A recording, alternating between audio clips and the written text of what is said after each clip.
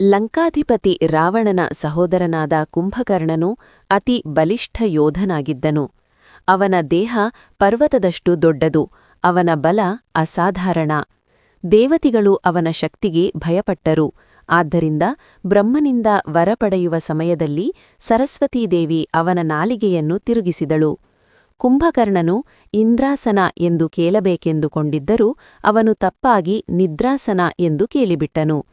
ಬ್ರಹ್ಮನು ಅವನಿಗೆ ಶಾಪದಂತೆ ವರ ನೀಡಿದನು.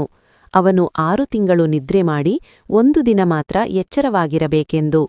ರಾಮಾಯಣ ಯುದ್ಧದ ಸಮಯದಲ್ಲಿ ರಾವಣನು ಅವನನ್ನು ಜಾಗಟೆ, ಕಹಳೆ ಇತ್ಯಾದಿ ಶಬ್ದಗಳಿಂದ ಎಚ್ಚರಿಸಿದನು.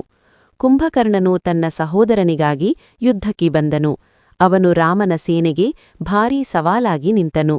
ಆದರೆ ಅಂತಿಮವಾಗಿ ಶ್ರೀರಾಮನ ಬಾಣಕ್ಕೆ ಬಲಿಯಾದನು. ಕುಂಭಕರ್ಣನ ಕಥೆ ನಮಗೊಂದು ಪಾಠ ಕೊಡುತ್ತದೆ.